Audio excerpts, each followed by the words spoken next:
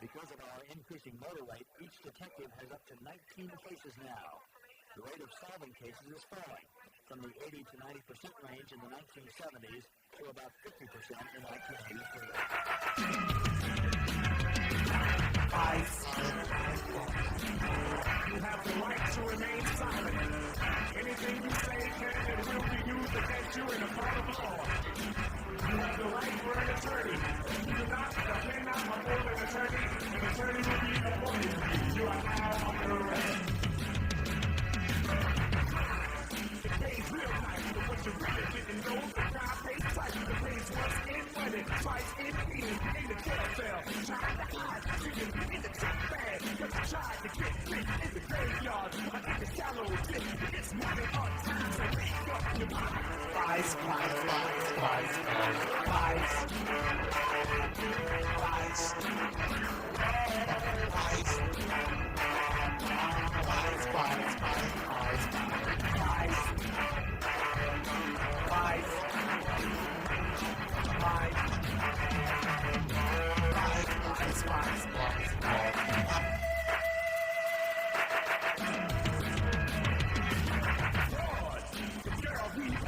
Turned out to be another dirty old fraud. Took all the money, told all the lies. I heard you even slept with other guys. Let the fee wouldn't do for $1 or $2. But every lie he told you to be true. And love is money, the deal of money.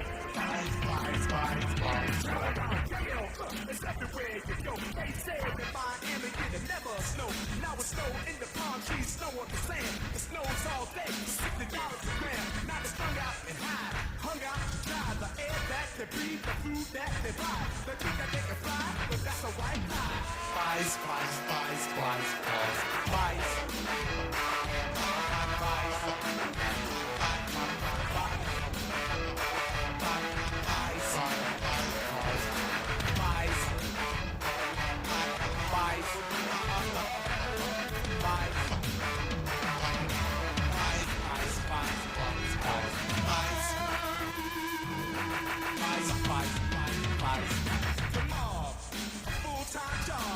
To extort and steal all gone. Started as a hitman looking for wealth, and now he's the boss working for himself.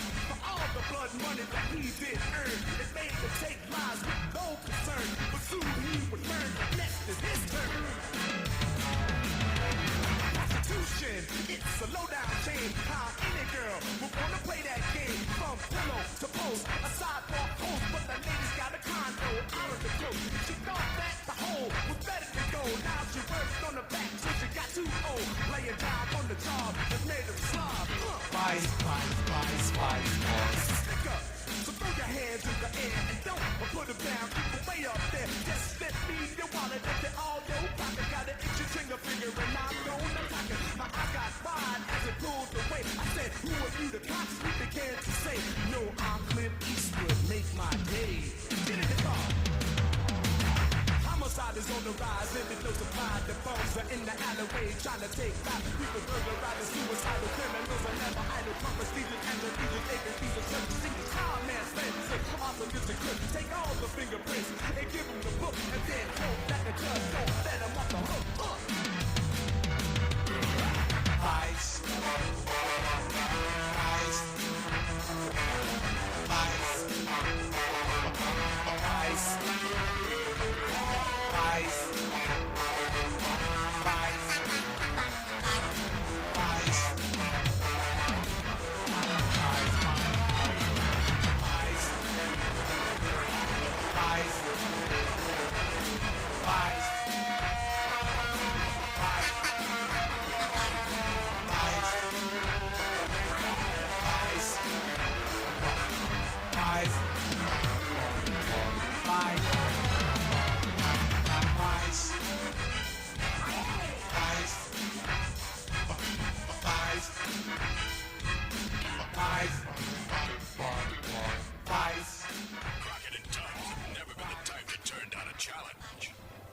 Stir them up enough to flush them out and take them down. Welcome to New York, detective. In, out, wham, bam, done. Let me guess. Heavy snowfall. Are you intrigued? to a history. You're out of your league now. Hi there. We're the cops you've been trying to kill. Crockett and Tubbs have come to New York, and they don't like what they see. Don Johnson, Philip Michael Thomas, Miami Vice 2.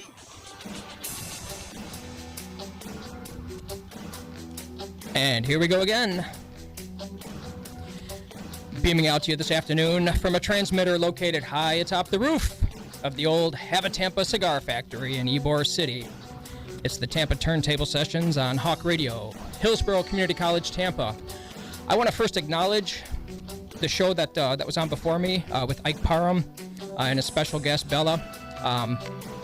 Very important topic, incredibly important. Bella is doing fantastic work. If you didn't get a chance to listen to it, please go back and check out On Demand today's show with Friday Vibes with Ike. They covered the topic related in a way to what we're going to be talking about, which it's what's actually happening here in America today with the fentanyl crisis and the opioid epidemic. So, thank you both. Good afternoon on this final Friday of summer 2024. My name is Mike Frazier, the aging teen idol, and today, this day, September 20th, I am your host with the most. The most music and relevant history, that is. That's going to be related to the iconic TV show that was a cultural, social, and fashion trendsetter of the 1980s. On today's Turntable Sessions, we'll continue to recognize and celebrate the 40th anniversary of the premiere of Miami Vice from way back on September 16th, 1984. So from now until 4 o'clock, I'll take you with me to revisit some of the music from the series and return to real-life stories that were ripped from the headlines as South Florida and America collectively began to fight back on the war on drugs back in the 80s. It is said, though, that if you live in the past, you'll die in the present. But hey, there's nothing wrong with taking the occasional vacation down memory lane every once in a while. So stay with me here for a little bit. After all, you don't want to miss this week's thrilling conclusion of the history of Miami Vice. This is the Tampa Turntable Sessions, right now, Part 2 on Hawk Radio. Well, at first, I think there were some reservations, mainly due to the title of our show, but since the airing of the pilot, and even before that, once they got to know us, realized that we weren't here to take advantage of the city, but in fact to use the city as a third character and show the beauty of Miami, the social structures and intricacies of the city, and to show also that, like America, Miami's had its problems in the past, and that's no secret to all of us. It's been in the news, but Miami is dealing with those problems in a very professional and real way.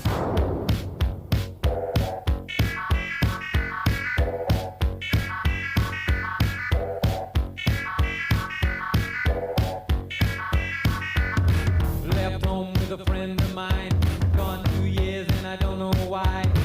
Now I'm happy all the time. I can't think and I'm feeling fine. Girl put me in a situation. I'm going through soft commutation.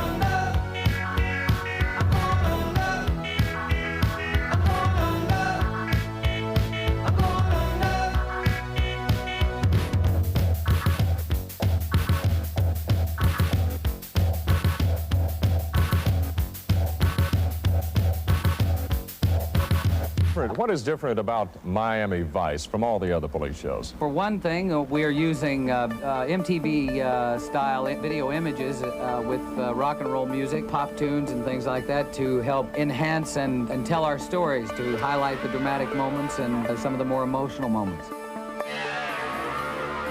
There was a song that was recorded at the world-famous Power Station in New York City and sung by lead singer Gerald Cazale with Mark Mothersbaugh on backup vocals.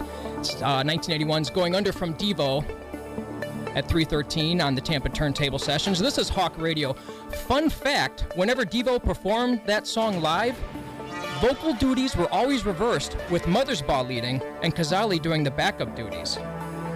That's from their album entitled New Traditionalists. And a note about the record's overall sound. When Devo first started to record it, they chose to use a 3M brand of 2-inch audio tape that was supposed to produce an improved fidelity over other existing 2-inch audio tape technology at the time. Unfortunately, almost immediately after they began recording the album's vocal tracks, the edges of those tapes started to disintegrate. The band asked their label, Warner Brothers, if they could trash what they'd already recorded, start over, re-record the album from scratch. Warner told them no. So instead, the band had to transfer what they'd already recorded over to digital, and then finish recording the remainder of New Traditionalists that same way, digitally. It resulted in a finished product where the songs recorded in analog have a darker sound than those recorded digitally. Going Under from Devo can be heard in Miami Vice Season 1, Episode 2, called Heart of Darkness, taken from Joseph Conrad's book of the same title.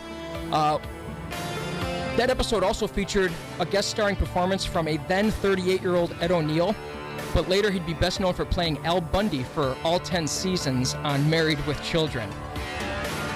I am the aging teen idol, Mike Frazier, and your tour guide this afternoon on Hawk Radio. We continue to recognize and celebrate the 40th anniversary of Miami Vice here on the Tampa Turntable Sessions, while also remembering South Florida's war on drugs.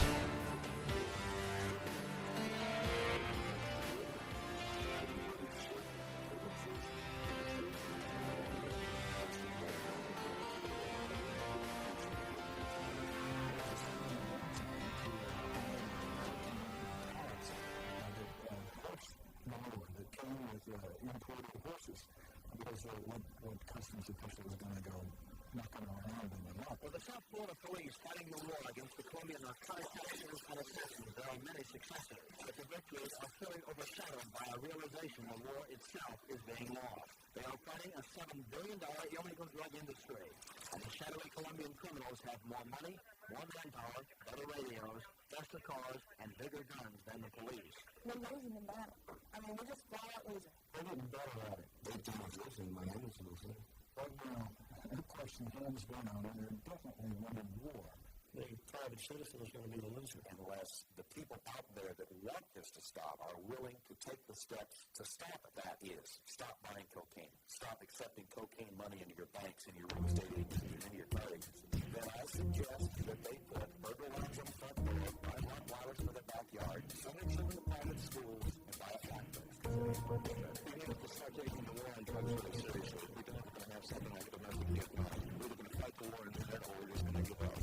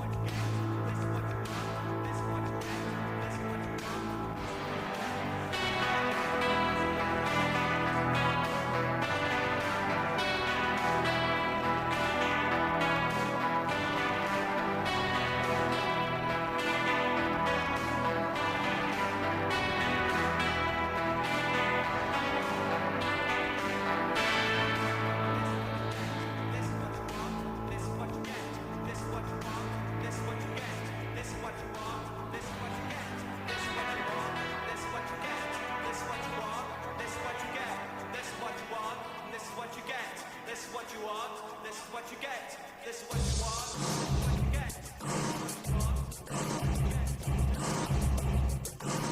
Hawk Radio with the Tampa Turntable Sessions. I am Mike Frazier. Good afternoon. 26 minutes past the hour. Heard a couple of songs there. Started with Dirty Laundry from artist Don Henley. It was from his debut solo album in 1982. Album is entitled I Can't Stand Still. It's from the 1988 Season 4 Miami Vice episode, A Rockin' a Hard Place. What we're doing today is a retrospective and the 40th anniversary of Miami Vice, its premiere, celebrating the history of it. A little bit more about that song quickly before we go into that. Henley, he's a self-proclaimed news junkie. He had said in 1990 that Dirty Laundry, the inspiration came from him being tired of watching one too many news reports where the reporters stripped away the dignity of the person they were interviewing. He said, quote, I just got sick of reporters running up to some grieving Mexican woman down in the barrio whose child had just gotten shot in a gang fight and saying, how do you feel about that? If that isn't the most absurd question you could ask, so I decided to write a song about it, end quote. Dirty Laundry was Henley's first of 6 total #1 songs he'd go on to have. Most recently, then, we heard The Order of Death from artist Public Image Limited. It's from their 84 album, This Is What You Want, This Is What You Get. This is what you want, this is what you get. Lead singer Johnny Rotten, whose real name is John Lydon, is famously and formerly of Britain's first punk band, the Sex Pistols. In 1976, Lydon was finally banned from the BBC after repeated interviews where he'd swear and use profanity. There's a famous interview out there, and I'm pretty sure it's credited to him or the band, where the interviewer goes, what did you say? And his response was, a filthy word. That song, The Order of Death, is also called The Slab, and along with half of the songs on the This Is What You Want, This Is What You Get record are Public Image's own re-recordings of cuts that were originally from an earlier album that they did entitled Commercial Zone.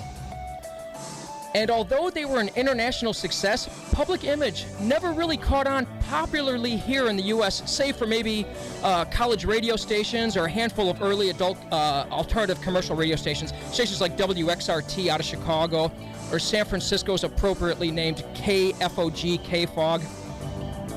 In fact, none of Public Image's albums peaked higher than number 106 on Billboard's Top 200 album chart. Despite that, Public Image and the song The Order of Death are forever affiliated with Miami Vice through the episode Little Miss Dangerous. It's from the Season 2 episode. There can be heard near the episode's ending when Crockett and Kat, when they try to stop Jackie from killing Tubbs or herself. Spoiler alert on that, they failed. Well, it is 29 minutes past the hour. This is the time of the show where I'd like to recognize it's happy hour. And I just want to send out greetings to a couple of people who've let me know that they're listening. I want to turn around and let them know that I'm listening to them, listening to me. Say hello to Brett up in Gainesville. Stacy way up there in Chicago. Out west in Las Vegas, where it's lunchtime, 12:30. Hello to Heather. Hello, Ruth. Eric in Indiana. Bub in Indiana. Bringing it closer to home here in Tampa. What's up, Nick? How you doing there? So, couple of in-show facts about Miami Vice. In doing my research of the music, I discovered, and it's probably safe to assume that it was no accident, executive producers Michael Mann and Anthony Yurkovich appeared to have chosen songs that had a feel of South Florida, meaning that many of the songs from Season 1 and Season 2, they're styled in a way that you can almost feel the heat and more so the humidity and the oppressive humidity, really. That's the cornerstone here of South Florida, or Florida and South Florida weather. On that note, and speaking of South Florida's weather, what's clearly visible, and that you'll notice the first half of every season, the episodes were filmed during the incredibly hot and humid summers and early falls. You can see the actors perspiring. They have sweat-soaked clothing on, massive thunderstorm clouds in the background, puddles, wet streets in scenes that are shot near sundown in the evening. And something I found fascinating, although at the time the characters of James Sonny Crockett and Ricardo Tubbs, they worked for the Metro-Dade Police Department throughout the show's 5-year run. Crockett and Tubbs and their fellow colleagues of the Organized Crime Bureau, or the OCB, who worked out of the Gold Coast Shipping Company as its front, would often stray outside of their jurisdiction to chase leads and the bad guys into the neighboring South Florida counties of Broward, Monroe, and Collier. Worth mentioning, the Metro-Dade Police Department, that was the predecessor of today's Miami-Dade Police Department, which itself, next year, will officially change its name to become the Miami-Dade County Sheriff's Department. And despite the glamorous lifestyle, the two main characters of Crockett and Tubbs never did anything illegal and saw written law as black and white, albeit for the far-fetched storyline that stretched between seasons 4 and 5, where Crockett suffers amnesia and assumes the drug-dealing identity of his undercover alias, Sonny Burnett. At that point, it's safe to say that the show was, if it had not already, the show was on the verge of jumping the shark. Crockett, he wore number 88 when he was a college wide receiver at the University of Florida, Brett, up in Gainesville.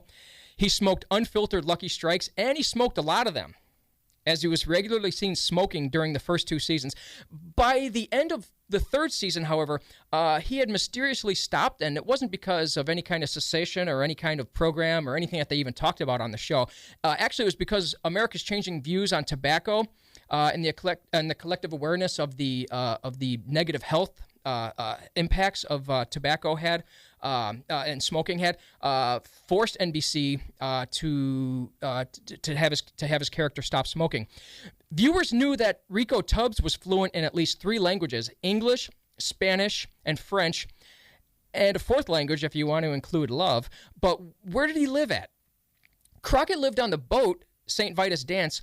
We know Gina and Trudy and Switek, they all lived in apartments. Castillo had a waterfront home, but viewers never saw and were never privy to where Tubbs actually lived during the series.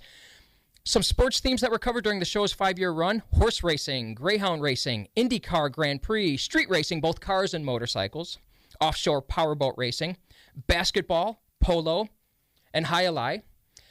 During the first 2 seasons, most of the bit roles were actors that were taken from New York City's casting agencies, and this was pretty obvious and apparent if you go back and watch those episodes, as a lot of these bit players and extras, they have a very obvious New York and Northeast U.S. accent.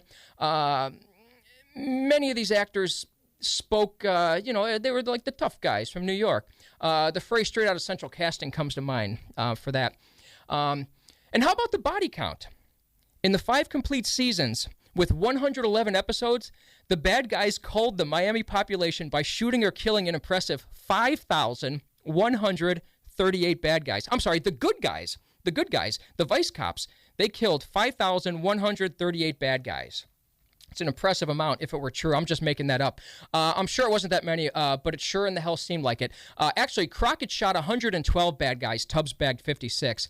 On the other hand, the bad guys, they did murder 3 of the vice cops. Detective Eddie Rivera, played by actor Jimmy Smits.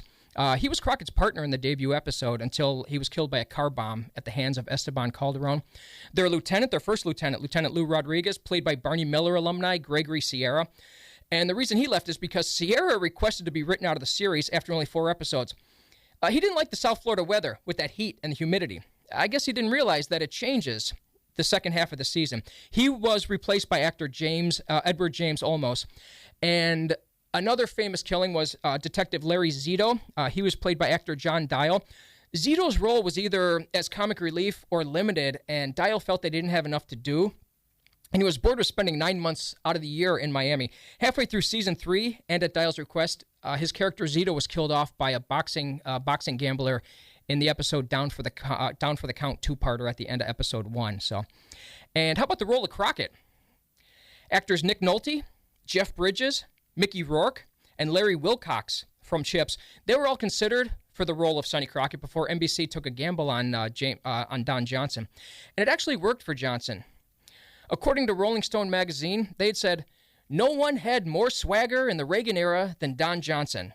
As Miami Vice's Sonny Crockett, the undercover detective and professional stubble cultivator who lived on a houseboat with his pet alligator Elvis, he embodied masculine cool in the era of Coke binges and Lamborghinis."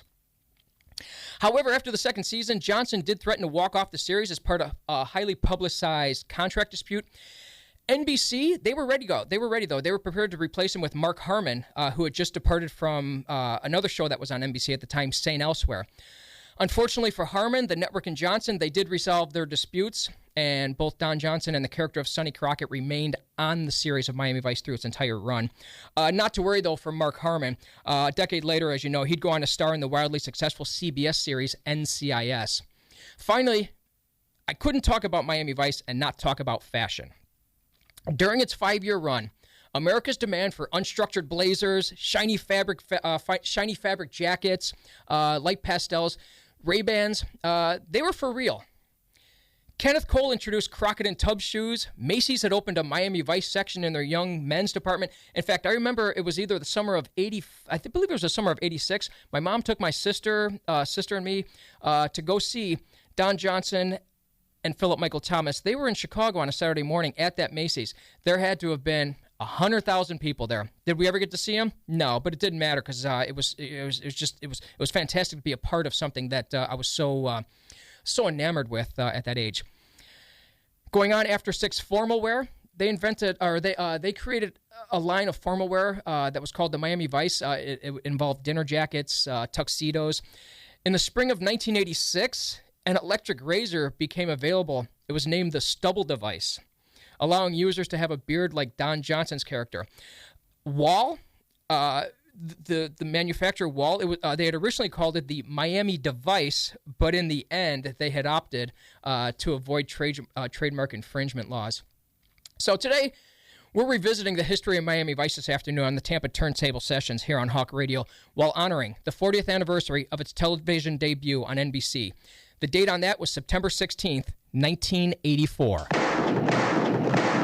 3 months behind on the mortgage. Me clearing a lousy 30 a year. Getting shot at by guys who blow that much in a restaurant in a month. 6 months ago, a guy comes up to me outside of a club in Little Havana, hands me a suitcase. Says compliments of Mr. Calderon. Nothing else. Just compliments. Didn't even open a damn thing for 2 weeks. Sonny. How much? How much to buy you, Scotty? 70 grand. Calls from DeSoto started about a month later. Information. That's all they wanted was information. Information? I tried to pull out at least a dozen times, but it was too late. I mean, I never expected anybody to get killed. I trusted you. God, I trusted you, you bastard! I trusted you! I trusted you!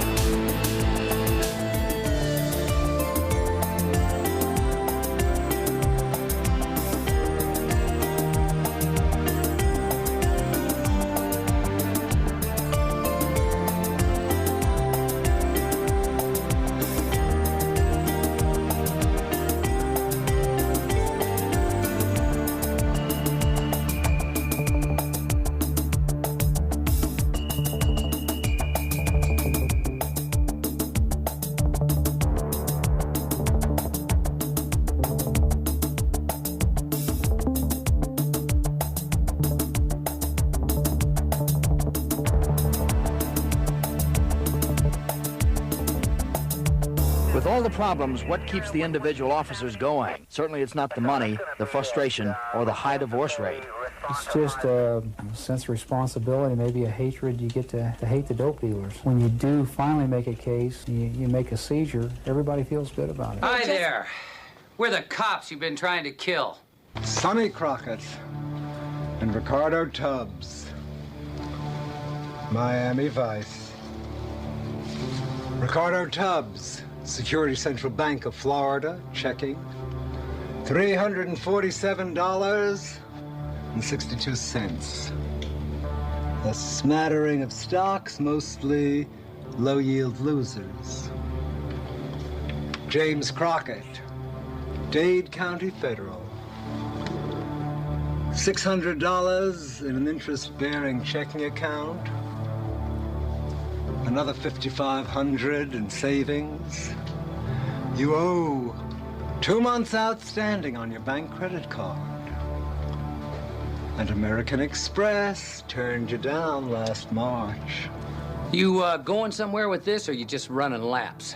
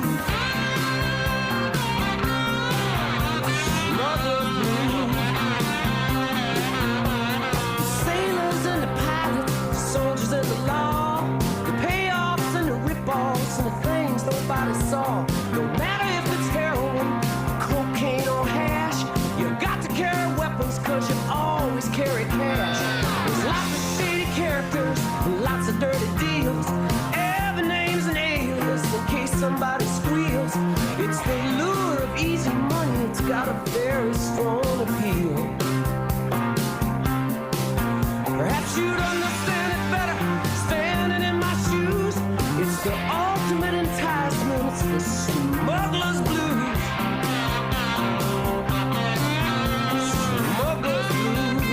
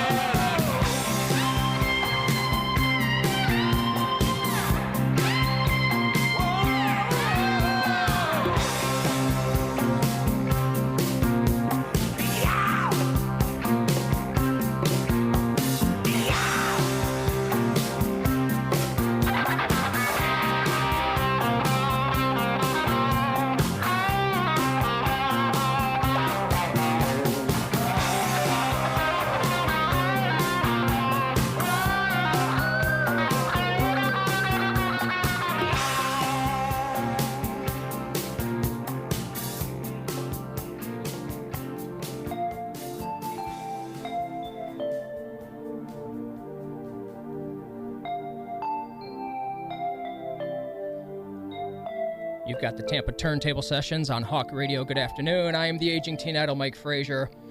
Just heard Smuggler's Blues from Glenn Frey.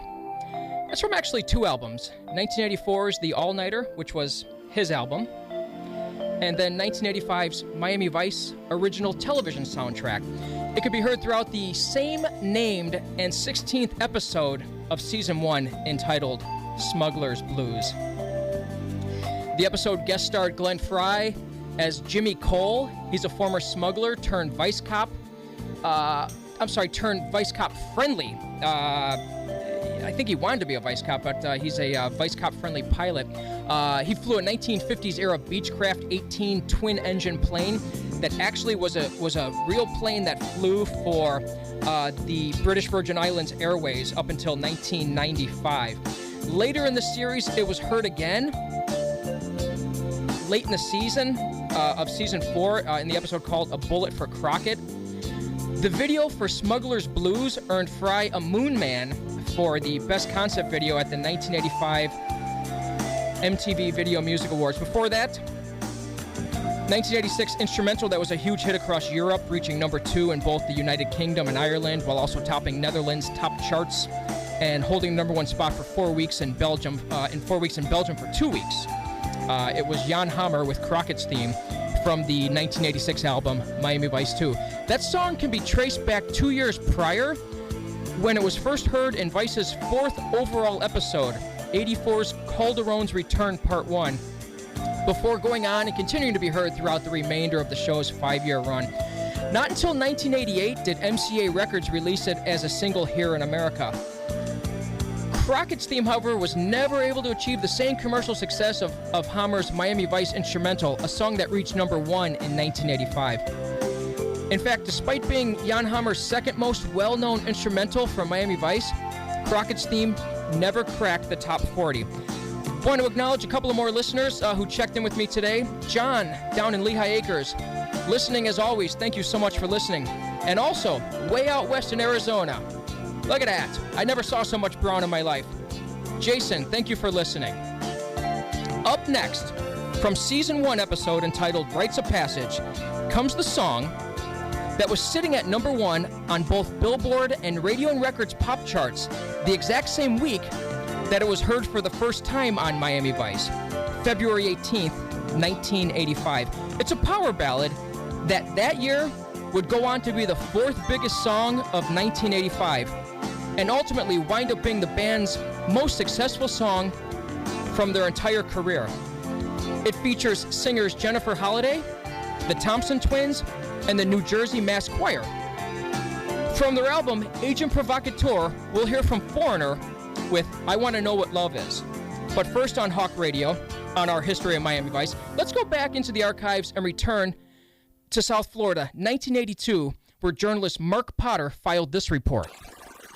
The Colombian assassins are partial to the Mach 10 machine gun, which, because of its inaccuracy, is especially dangerous to innocent bystanders. I'd only seen 2 or 3 machine guns in the 10 years prior to coming down here. It seems like I see one a week in this town. And the police know in the drug trade there are no rules against shooting a cop. What I've got is a bulletproof vest that I purchased. It's something that you find probably in Vietnam. For the police specializing in narcotics, there are similar frustrations. Their biggest complaint is the lack of manpower. The dope dealers love it. Oh, the drug dealers will let you can't. It's not a war. They need 10 times the agents they have now to have a war. The drug dealers have they're the top. They got it. They got it made. In times probably we had more people in 1972 than we got right now. Agency-wide, that we could use and put to work very effectively another 600 to 700 agents. When you're dealing with bad guys, they have no budgets, they have no laws, they have no rules. So right off the bat, they're ahead of the game. You let me out of here, she's dead. You don't walk out of here with that child.